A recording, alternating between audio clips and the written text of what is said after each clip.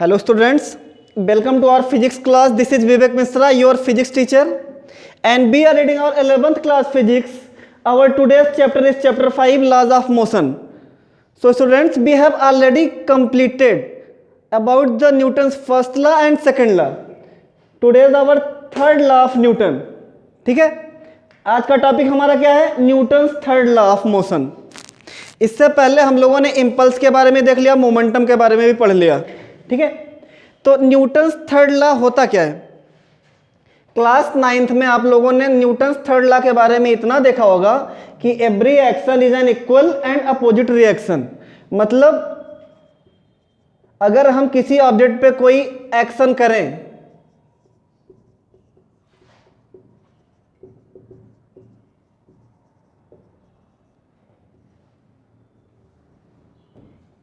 तो वो भी हम पे अपोजिट डायरेक्शन में एक एक्शन करती है, और उसके द्वारा किए गए एक्शन को हम क्या बोलते हैं? रिएक्शन. ठीक है, मतलब जब कोई ऑब्जेक्ट या हम किसी दूसरे ऑब्जेक्ट पे कोई फोर्स लगाते हैं तो सामने से वो ऑब्जेक्ट पे हम पे क्या लगाता है? फोर्स.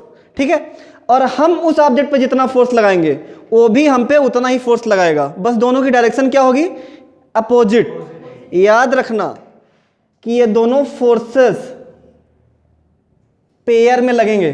लाइक हम अर्थ पे खड़े हैं तो हम अर्थ पे एक फोर्स लगा रहे हैं नीचे की तरफ, mg. ठीक है, न्यूटन का यूनिवर्सल लॉ याद होगा सबको कि हम अर्थ हमको अपनी तरफ क्या कर रही है? खींच रही है एक फोर्स से. ठीक है, ग्रेविटेशनल फोर्स से. तो हम भी तो उसको खींचेंगे अपनी तरफ. दो बॉडीज जिनका अगर मास है तो दोनों एक दूसरे को क्या करते हैं? अपनी तरफ खींचते हैं, है ना. अर्थ हमको खींच रही तो हम भी अर्थ को खींच रहे हैं. ठीक है, अब हम अर्थ पे अगर खड़े हैं तो हम अर्थ पे कोई ना कोई फोर्स लगा रहे हैं, और हमारा जो फोर्स होगा वो हमारे वेट के बराबर होगा. इट मींस कि हम mg फोर्स लगा रहे हैं अर्थ पे. ठीक है, तो अर्थ भी इतना ही रिपल्सन फोर्स हम पे लगाएगा अपोजिट डायरेक्शन में. ठीक है, अर्थ के द्वारा लगाया गया फोर्स और हमारा फोर्स दोनों क्या होंगे? मैग्नीट्यूड में इक्वल, डायरेक्शन में अपोजिट, कोई एक अपोजिट. ठीक है, इसको हम ऐसा भी लिख सकते हैं R plus mg is equal to 0. R क्या है? अर्थ के द्वारा हम पे लगाया गया फोर्स, मतलब अर्थ जिस रेशियो से हमको खींच रही है वो हमारा वेट है, और हम जिस रेशियो से अर्थ को ऊपर की तरफ खींच रहे हैं वो रिपल्सन. ठीक है, हम भी अर्थ पे फोर्स लगा रहे हैं और अर्थ भी हम पे क्या लगा रही है? फोर्स. ठीक है, ये दोनों फोर्स मैग्नीट्यूड में इक्वल होंगे और डायरेक्शन में अपोजिट. क्लियर? यहां पे ये समझना है कि जैसे मैं अभी सामने वाले को एक कंटाप मारता हूं, ठीक है, तो हमारे हाथ के द्वारा उसके गाल पे कुछ ना कुछ क्या लगेगा? फोर्स. और उसके गाल के द्वारा भी हमारे हाथ पे कुछ ना कुछ क्या लगेगा? फोर्स. इन दोनों का फोर्स मैग्नीट्यूड में क्या होगा? इक्वल, बस इनकी डायरेक्शन अपोजिट होगी.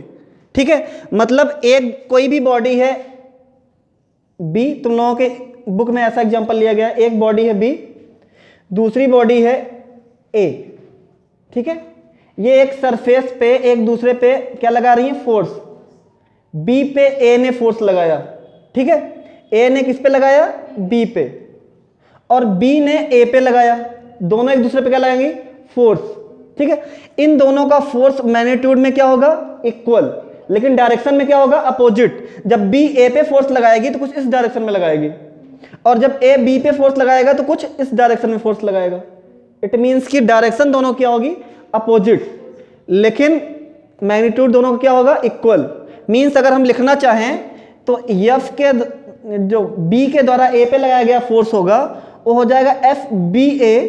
ठीक है, इज इक्वल टू ए के द्वारा बी पे लगाया गया फोर्स एफ ए बी, बस इनका साइन क्या होगा? माइनस में. क्लियर है? यहां पे हमेशा दो बॉडी चाहिए. ये एक्शन वर्क करने के लिए हमेशा कितनी बॉडी चाहिए? दो. हम हाथ से गाल पे मार रहे हैं तो एक बॉडी हमारा हाथ और दूसरा गाल. हाथ ने गाल पे फोर्स लगाया, गाल ने हाथ पे फोर्स लगाया, दो बॉडीज हो गई. यहाँ पे बी ने ए पे फोर्स लगाया तो ए ने बी पे लगाया. हमेशा ये जो फोर्स होगा पेयर में वर्क करेगा, अकेला ऐसा नहीं है कि बी कहीं पे लोड़ते लोड़ते फोर्स लगाता रहेगा. ठीक है, अब यहाँ पे हम दिखा रहे थे तो यहाँ पे दूसरी बॉडी क्या थी? हमारी अर्थ थी ना. यहाँ पे सिंगल यही बॉडी फोर्स नहीं लगा रही, हम ही खड़े होकर के फोर्स नहीं लगा रहे हैं. ये अर्थ भी हम पे फोर्स लगा रही थी, मतलब दो बॉडीज हो गई थी। तो हमेशा एक्शन रिएक्शन कहाँ पे वर्क करेगा? पेयर में, जहाँ पे दो बॉडीज की बात होगी। ठीक है, सिंगली वर्क नहीं कर सकता ये। इसके कुछ इंपॉर्टेंट फैक्ट्स दे रखे हैं, जैसे it is applicable irrespective of the nature of forces. Nature में कितने फोर्सेस हैं? फर्स्ट चैप्टर में तुम लोगों ने देखा है। नेचर में हमारा इलेक्ट्रोमैग्नेटिक फोर्स है, ग्रेविटेशनल फोर्स है, न्यूक्लियर फोर्स है, स्ट्रांग न्यूक्लियर, वीक न्यूक्लियर, सबके बारे में देखा है। ये सारे के सारे फोर्सेस इसी टाइप से वर्क करते हैं। ठीक है, चाहे इलेक्ट्रोस्टैटिक फोर्स की बात करोगे तब भी F B A is equal to F A B, means एक चार्ज दूसरे चार्ज पे जब फोर्स लगाएगा तो दूसरे वाला भी पहले वाले पे फोर्स लगाएगा। ठीक है, 10th में यही पढ़ के आए हो ना इलेक्ट्रोपोटेंशियल में, एक चार्ज दूसरे चार्ज पे फोर्स लगाता है तो दूसरा वाला भी पहले पे फोर्स लगाता ही लगाता है। ठीक है, मतलब नेचर में जितने भी टाइप के फोर्स हैं सब इसी एक्शन रिएक्शन पे ही वर्क करते हैं। ठीक है, दूसरा फैक्ट क्या है? Action and reaction always act on different bodies. ठीक है, ये जो एक्शन है, जैसे बी, ए ने बी पे लगाया था, पहला वर्क किसने शुरू किया? ए ने बी पे, तो ए ने बी पे कुछ एक्शन किया। ठीक है, क्लियर? ए ने बी पे क्या किया? एक्शन। फिर बी ने ए पे लगाया, तो बी ने ए पे क्या किया? रिएक्शन, है ना? एक्शन किस पे हो रहा था? बी पे ए के द्वारा ना। एक्शन किस पे हो रहा था? बी बॉडी पे ए बॉडी के द्वारा, और रिएक्शन किस पे हो रहा था? ए बॉडी पे बी बॉडी के द्वारा। इट मीन्स कि दोनों के दोनों जो वर्क होंगे एक्शन और रिएक्शन का, वो अलग अलग बॉडीज पे होंगे, है ना? एक बॉडी दूसरे बॉडी पे एक्शन करेगी तो दूसरी वाली पहले पे क्या करेगी? रिएक्शन। ठीक है, ऐसा नहीं मान लेना कि ए ही एक्शन भी करेगी और ए ही रिएक्शन भी करेगी। एक एक्शन करेगा तो दूसरा उसके सामने क्या करेगा? रिएक्शन। मीन्स हाथ ने एक्शन किया था कंटाप मारते हुए और गाल ने क्या किया था? रिएक्शन। ठीक है ना?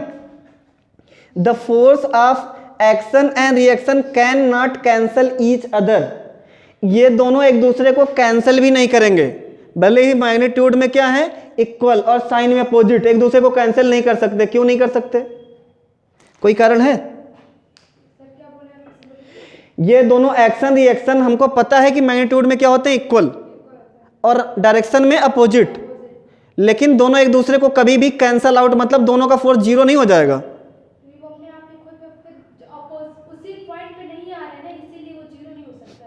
देखो, एक स्पेशल कारण इसका ये है कि अगर ये एक्शन और रिएक्शन केवल एक ही बॉडी पे हो रहा होता, सपोज दैट, समझो कि अगर ए ही एक्शन का भी काम कर रही होती और यही रिएक्शन का भी काम कर रही होती, तो इन पे एक ही बॉडी पे लगने वाले टोटल फोर्सेस क्या हो जाते हैं? जीरो, है ना? यही पढ़े हो ना बैलेंस फोर्स में, क्या पढ़े हो कि एक ही बॉडी पे सारे फोर्सेस लगते हैं तो उनका सम कितना हो जाता है? जीरो। लेकिन ये दो अलग अलग बॉडी पे फोर्सेस लग रहे हैं, ये भी तो देख रहे हो। एक्शन किस पे लगा था? बी पे। रिएक्शन किस पे लगा था? ए पे। दो अलग अलग बॉडीज पे लगने वाले फोर्सेस कहाँ जीरो हो जाएंगे, है ना? अगर ये दोनों एक्शन रिएक्शन केवल एक बॉडी पे हो रहा होता तब तो हम मान लेते कि एक पॉजिटिव में लग रहा है, एक निगेटिव में लग रहा है, दोनों का मैग्नीट्यूड इक्वल है तो जीरो हो जाएंगे। लाइक अगर एक बॉडी कोई भी ट्रॉली बैग होता जिसको हम इधर से खींचते, दूसरा वाला इधर से खींचता, ठीक है, एक ही बॉडी थी ना, इस पे हम इधर से फोर्स लगा रहे होते, ये इधर से लगा रहे होते, दोनों का फोर्स अगर इक्वल हो जाता तो यहाँ पे इस बॉडी पे वर्क करने वाला टोटल फोर्स कितना हो जाता? जीरो। ठीक है, क्योंकि यहाँ पे दोनों फोर्सेज एक ही बॉडी पे लग रहे हैं। लेकिन क्या यहाँ पे दोनों फोर्सेज एक ही बॉडी पे लग रहे हैं? एक बी पे लग रहा है एक्शन और रिएक्शन ए पे हो रहा है ना? तो यहाँ पे ये दोनों एक दूसरे को कैंसल आउट भी नहीं कर सकते। ठीक है, और हमारा लास्ट टॉपिक, लास्ट इसका फैक्ट है, नो एक्शन आकर in the absence of reaction. जब तक ये बॉडी बी पे एक्शन नहीं करेगी तब तक बी रिएक्शन नहीं करेगा। जब तक हाथ से गाल पे मारा नहीं जाएगा तब तक गाल हाथ पे कोई भी रिएक्शन नहीं करेगा। मतलब बिना एक्शन के रिएक्शन संभव ही नहीं है। क्लियर? इतने पॉइंट्स क्लियर हो गए? इसका एक कोई बेसिक सा एग्जांपल लो एक्शन रिएक्शन का। हाँ, बंदूक चलाना। ठीक है, बहुत सारे एग्जांपल्स हैं इसके। सबसे नॉर्मल से एग्जांपल, दीवार पे क्या करना? पुश करना।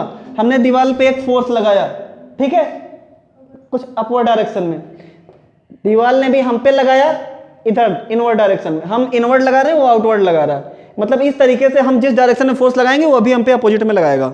नाव से बाहर की तरफ कूदना है ना, हम बाहर की तरफ जंप मारते हैं, नाव पीछे की तरफ जाती है ना, कुछ इस टाइप से एक्शन रिएक्शन का वर्क होगा। क्लियर? हम तेजी से फैट मार दें उस पर तो चोट हमको भी आएगी, है ना, और दीवार को भी आएगी। बस नॉन लिविंग है इसलिए उसको समझ में नहीं आएगा। ठीक है, तो इस तरीके से एक्शन रिएक्शन के 20 तो एग्जाम्पल है तुम लोगों के सामने। ठीक, अब देखना है कि इसका मैग्नीट्यूड कैसे फाइंड करेंगे अगर एक्शन रिएक्शन होगा तो।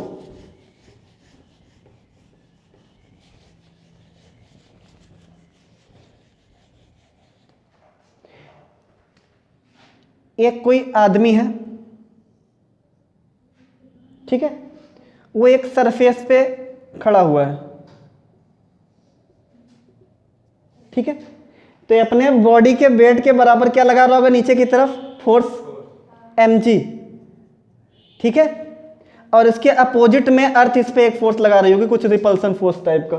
ठीक है, ये जब खड़ा हुआ था तब ये दोनों मैग्नीट्यूड में क्या थे, इक्वल। लेकिन जब इसने चलना शुरू कर दिया, अभी तक ये खड़ा था, रेस्ट पोजीशन में था, तो हॉरिजॉन्टली कोई भी फोर्स लगा रहा था नहीं, है ना, केवल वर्टिकली ये नीचे की तरफ फोर्स लगा रहा था बस। वर्टिकली हॉरिजॉन्टली पता है ना, ये नीचे की तरफ फोर्स लगा रहा है और अर्थ इस पे ऊपर की तरफ लगा रही है, मतलब फोर्स कुछ ऐसे लग रहे हैं। ठीक है, लग रहा ही नहीं लग रहा है, इसने अर्थ पे लगाया नीचे की तरफ, अर्थ ने इस पे लगाया ऊपर की तरफ। लेकिन जब यही बॉडी मूव करना शुरू कर दे, आदमी चल भी तो सकता है पैर से, चलना अगर शुरू कर दे तो कुछ इस डायरेक्शन में मोशन अगर कर रहा हो, ठीक है, ये इधर चलते हुए जा रहा है, ठीक है, पैर भी आ गए इसके पास अब, और ये चलना शुरू कर दे ऐसे ऐसे। ठीक है, तो ये चलते हुए आगे की तरफ क्या लगाएगा, हल्का सा फोर्स हॉरिजॉन्टली लगाएगा कि नहीं लगाएगा। इट मीन्स कि ये पूरी तरीके से ना वर्टिकल रहेगा ना हॉरिजॉन्टल रहेगा, कुछ यहाँ पे ऐसे चलते हुए फोर्स लगाएगा कि नहीं लगाएगा। इसके द्वारा लगाया गया फोर्स यहाँ पे F होगा। ठीक है, तो अगर यहाँ पे इसका हॉरिजॉन्टली फोर्स देखेंगे हम इस लाइन पे, तो क्या हो जाएगा, F cos थीटा होगा। इस लाइन पे हॉरिजॉन्टली अगर उसका फोर्स हम निकालना चाहें तो क्या निकलेगा, F cos थीटा, और वर्टिकली उसका फोर्स देखना चाहे तो क्या निकलेगा, F sin थीटा। होगा कि नहीं, यही कंपोनेंट्स पढ़े हो ना, रिजोल्यूशन ऑफ कंपोनेंट्स। तो यहाँ पे देख सकते हो कि जब ये F की डायरेक्शन कुछ ऐसी है, मतलब ये अर्थ से एक एंगल बनाते हुए फोर्स लगा रहा है, ठीक है, तब इसका जो हॉरिजॉन्टल फोर्स होगा वो F cos थीटा होगा, और जो वर्टिकल फोर्स होगा वो F sin थीटा। ठीक है, और तुम लोगों में जो क्वेश्चंस आते हैं वो जैसे अगर यही पूछ लिया कि कोई बॉडी है या कोई आदमी है जो अर्थ पे 5 न्यूटन का फोर्स लगाते हुए आगे की तरफ मूव कर रहा है, तो हॉरिजॉन्टली उसका फोर्स निकालो, वो 30 डिग्री आगे की तरफ झुका हुआ है। ठीक है, कोई चीज़ पुल कर रहा है या अकेले मूव कर रहा है, तब भी चलते हुए आगे की तरफ हल्का सा झुकना पड़ता है ना। इट मीन्स कि हम अर्थ पे कोई एंगल बनाते हैं, अगर हमको एंगल दे दे और फोर्स दे दे तो क्या हम उसकी हॉरिजॉन्टली मूवमेंट नहीं निकाल सकते, हॉरिजॉन्टल फोर्स कितना लगा रहा है नहीं निकाल सकते, अर्थ पे वर्टिकली नहीं निकाल सकते, निकाल सकते हैं ना।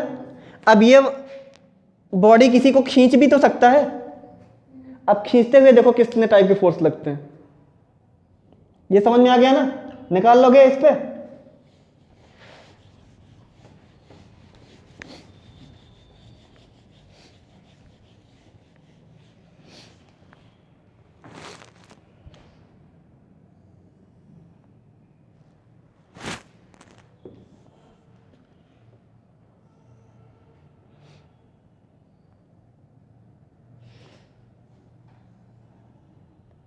ये एक सरफेस है सपोज दैट, ठीक है, इस पे कोई एक कार्ट है,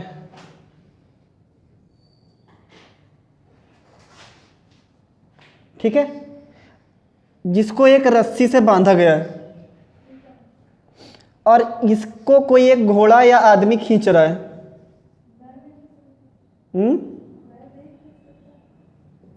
कोई भी चीज बस इसको खींच रही है, इतना समझ लेना बस, ठीक, खींच सकता है ना। इसको जिस चीज से बांधा गया होगा वो भी, अब ये बताओ इसका हॉरिजॉन्टल कुछ ना कुछ फोर्स लग रहा होगा, इस बॉडी का मास होगा और ग्रेविटी इसको नीचे की तरफ खींच रही होगी। मीन्स ये नीचे की तरफ अगर इसका मास कैपिटल एम है, ये m1 है, ठीक है, मास कितना m1, नीचे की तरफ ये कुछ ना कुछ फोर्स लगा रहा होगा तो m1g हो जाएगा। लगाएगा कि नहीं लगाएगा? अर्थ भी इस पे ऊपर की तरफ r लगाएगी, ठीक है। ये आदमी भी नीचे की तरफ कुछ ना कुछ फोर्स लगाएगा, m2 इसका मास होगा मान लो, ठीक है, और ये नीचे की तरफ लगाएगा तो g लगाएगा, ठीक। ये दो टाइप के फोर्सेस और अर्थ इस पे लगाएगी कुछ ना कुछ रिपल्सन। अब ये आदमी, घोड़ा, बैल जो भी है, ये पकड़ के कार्ट को क्या कर रहा है? खींच रहा है, खींचते हुए मूव कर रहा है। अगर ये दोनों रेस्ट में है तो ये एक दूसरे के ऊपर ये केवल r और mg वर्क, m1g वर्क करेंगे, यहाँ पे r और m2g वर्क करेगा जब रेस्ट में है तो। लेकिन अगर ये मूव करना शुरू कर दें तब, अगर ये आदमी या घोड़ा जो भी है, तुम लोगों को जैसा भी दिख रहा है, अगर ये मूव करना शुरू कर दे तो ये हॉरिजॉन्टली कुछ ना कुछ इस डायरेक्शन में फोर्स लगाएगा। लगाएगा कि नहीं लगाएगा? लगाएगा पक्का। और ये अर्थ से कुछ ना कुछ एंगल बनाते हुए लगाएगा। और ये कार्ट जो है इस रस्सी के थ्रू ये इसको खींचेगा तो इस पे एक टेंशन फोर्स लगेगा। टेंशन फोर्स जानते हो ना, रस्सी का तनाव बल, जो रस्सी को अपनी तरफ खींचते हुए रस्सी पे लगता है बीच में, ठीक है। और उसका एक जो लिमिट होती है, एक स्ट्रेस पे आते आते वो रस्सी क्या हो जाती है? टूट जाती है, ठीक है। तो मैक्सिमम लिमिट उसकी इलास्टिसिटी कहलाती है, कितना दूर तक खींच सकता है, ये तन सकता है, ठीक है। तो रस्सी के द्वारा इस पे कुछ टेंशन फोर्स भी लग रहा होगा, टी लग रहा होगा कि नहीं लग रहा होगा? पक्का? हाँ। और ये बताओ, अगर ये यहां से टूट जाता है तो ये किधर जाएगी? पीछे की तरफ जाएगी कि नहीं जाएगी? मतलब पीछे की डायरेक्शन में ये पूरा का पूरा बॉडी वर्क करेगी। इस पे पीछे का फोर्स कुछ ना कुछ लग रहा होगा, एफ लग रहा होगा कि नहीं लग रहा होगा? और ये आगे की तरफ खींच रहा है तो इसके पास भी कुछ ना कुछ फोर्स होगा, एफ होगा कि नहीं होगा? इसका कैपिटल एफ फोर्स हो गया, इसका ज्यादा इसलिए मान लिया क्योंकि ये पूरा का पूरा कार्ट क्या कर रहा है? खींच रहा है, इसलिए इसके पास ज्यादा फोर्स होगा। और बड़े वाले फोर्स को हमेशा कैपिटल एफ मानेंगे। इस कार्ट का फोर्स जो पीछे की तरफ लग रहा है वो इसके मुकाबले कुछ कम होगा, तभी ये इसको खींच पा रहा है ना गाड़ी को, तो इसको स्मॉल एफ मान लिए। क्लियर? अब यहां पे हम देखें तो इस बॉडी के द्वारा अगर हम केवल आदमी या घोड़े की बात करें, इसके द्वारा लगाया गया फोर्स कितना है? हमने पढ़ा है Newton second law, F is equal to m into a, पढ़ा है ना। यहां पे केवल F नहीं है, F नेट है, मतलब टोटल फोर्स है, ठीक है। उस बॉडी पे लगने वाला टोटल फोर्स उसके मास और उसके एक्सीलरेशन के मल्टीप्लिकेशन के प्रोडक्ट के बराबर होता है। ऐसा पढ़े हो ना। टोटल फोर्स इस पे कितना लग रहा है ये बताओ।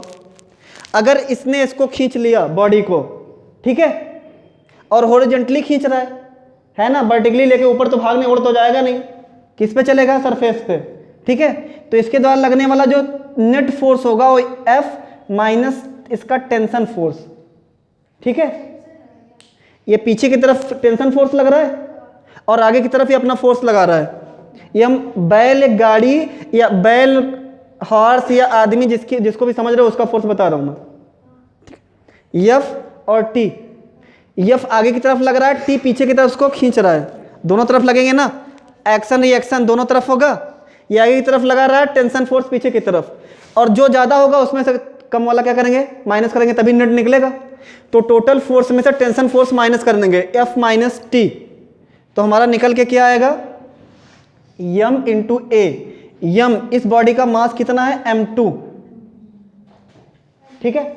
और ये किसी एक्सेलरेशन से अगर मूव कर रहा है तो मूव करवा रहा होगा, उस एक्सेलरेशन को मान लेते हैं a।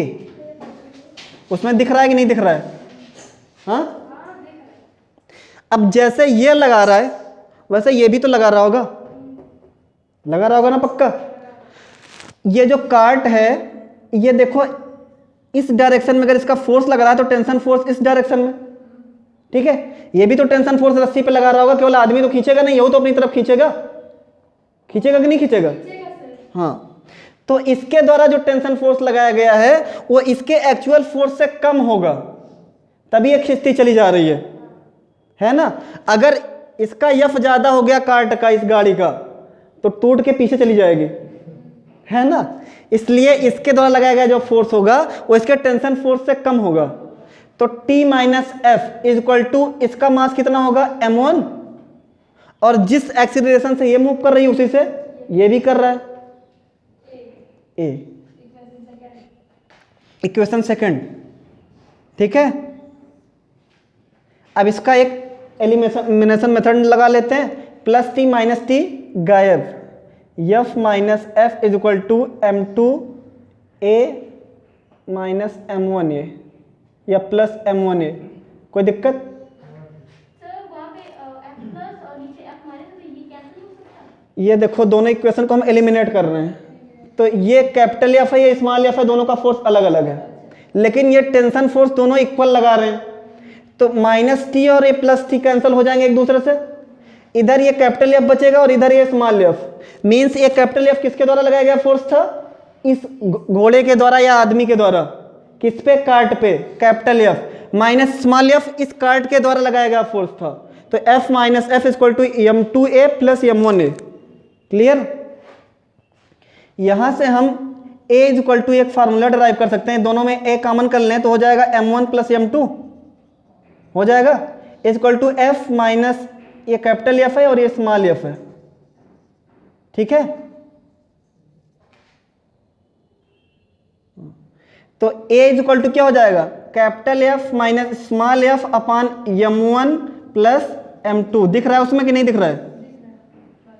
एक्सेलरेशन निकाल लोगे कि नहीं, गाड़ी किस एक्सेलरेशन से आगे की तरफ बढ़ेगी या आदमी किस एक्सेलरेशन से आगे की तरफ बढ़ेगा, कुछ इस तरीके से हम निकालेंगे। हमको इस आदमी के द्वारा लगाया गया फोर्स पता रहेगा, इस गाड़ी के द्वारा लगाया गया फोर्स पता रहेगा, और इन दोनों का मास अलग अलग पता रहेगा, ठीक है। हमको निकालना क्या रहेगा, किस एक्सेलरेशन से गाड़ी आगे की तरफ बढ़ रही है, ठीक है। अगर हमको एक्सेलरेशन मिल जाएगा, फिर आगे अगर वेलोसिटी वगैरह दिया रहेगा, पहले रेस्ट में रहेगी, तो वहां से कुछ भी निकाल सकते हैं, टाइम निकाल सकते हैं, डिस्टेंस निकाल सकते हैं, वो तो इक्वेशन ऑफ मोशन से निकाल लेंगे। लेकिन यहां से हमको क्या मिल जाएगा, एक्सीलरेशन निकाल लोगे ना इस तरीके से। यहां पे कोई कंफ्यूजन?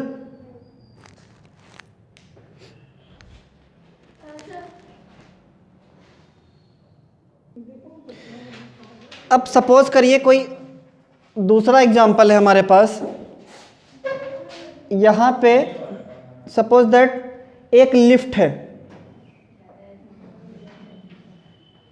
ठीक, लिफ्ट पे कोई आदमी खड़ा हुआ है, लिफ्ट के अंदर, ठीक है, और ये लिफ्ट केबल से जुड़ी हुई होती है, पता ही है, ठीक है। आदमी बहुत अच्छा है, हाँ। तो ये देखो, अगर लिफ्ट ऊपर की तरफ जाएगी तो इस पे अंदर में बैठा हुआ आदमी उस पे, उसको अपना मास कैसा, उसको अपना वेट कैसा लगेगा, ठीक है। अगर ये लिफ्ट, कहने का मतलब ऊपर जा रही है। दूसरी कंडीशन, अगर यही आदमी अंदर बैठा हो और लिफ्ट नीचे की तरफ आ जाए इधर, ठीक है, लिफ्ट क्या होगी, नीचे की तरफ आ जाए, तब इसके अंदर बैठे हुए आदमी को अपना वेट कैसा लगेगा, ठीक है। इसको जो महसूस होगा वो वेट इसका अपेरेंट वेट कहलाता है, आभासी भार, ठीक है। हाँ, तो ये बताओ अब इस पे कुछ ना कुछ इस बॉडी का क्या होगा, mg, ठीक है, होगा कि नहीं होगा। और ये लिफ्ट किधर जा रही है, ऊपर की तरफ। इट मींस कि इस पे ऊपर की तरफ लगने वाला फोर्स जो भी रिपल्सन फोर्स आ रहा है, ठीक है, वो रिपल्सन फोर्स इसके mg से क्या होगा, ज्यादा होगा, ठीक है। ये नीचे की तरफ आ रही है, तो इसका जो रिपल्सन फोर्स होगा वो इसके mg से क्या होगा, कम होगा। क्लियर? तो इस बॉडी पे लगने वाला जो एफ नेट है, जिसका फार्मूला है m इंटू ए, ठीक है, वो कितना हो जाएगा, एफ नेट मीन्स ये ज्यादा और ये कम, ऊपर की तरफ जा रही है, तो r minus m g is equal to m into a, ठीक। क्लियर? यहां पे ये कम है और ये ज्यादा, तो एफ नेट कितना हो जाएगा,